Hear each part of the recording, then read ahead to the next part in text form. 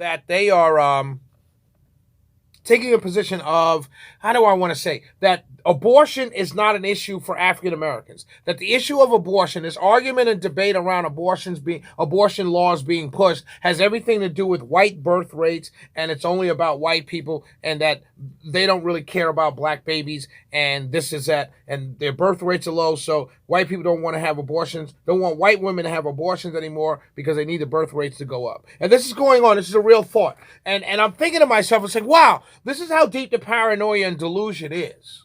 That people that have been fighting an issue since 1972, I believe, the pro-life issue has existed ever since Roe v. Wade was became law. This issue of pro-life, there have been anti-abortionists in this country ever since Roe v. Wade existed. Okay, that's just in the 70s. So this the whole time, people have been arguing against abortion. This whole time.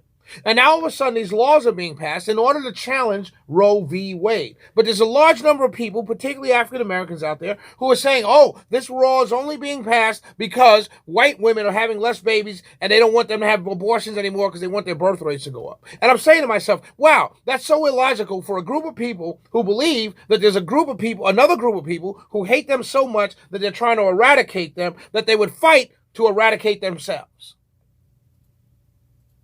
That you would say a group of people who may, let's say it's true, who may be concerned with low birth rates and they want to keep the birth rates up, and so they're passing this law. Even if that's true, would you want to do the same thing?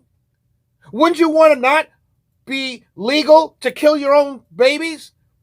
Because you think someone's coming to take your life because of the color of your skin. Well, won't you want to have more babies? Why would you want to make it illegal to take out your own babies?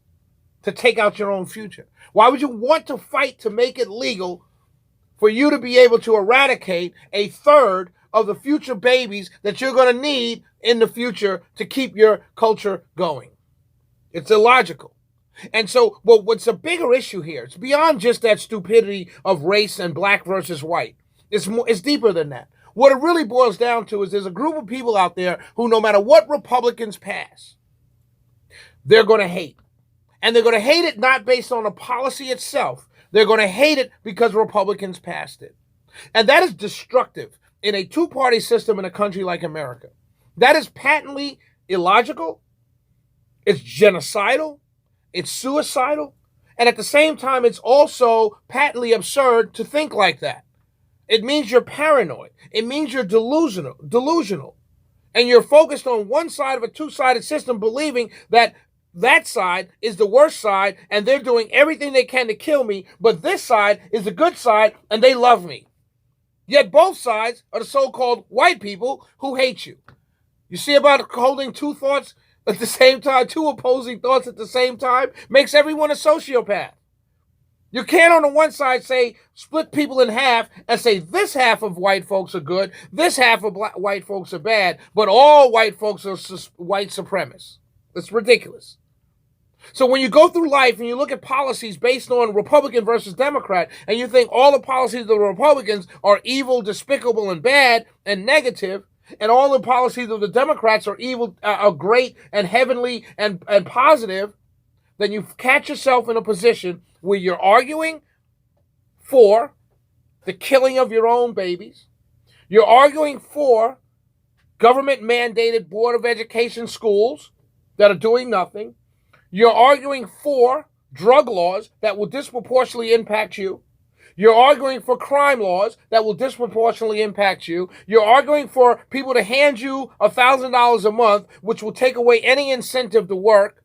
You're arguing for all the things that's going to eradicate you sooner than you believe the so-called they, want to eradicate you on their own.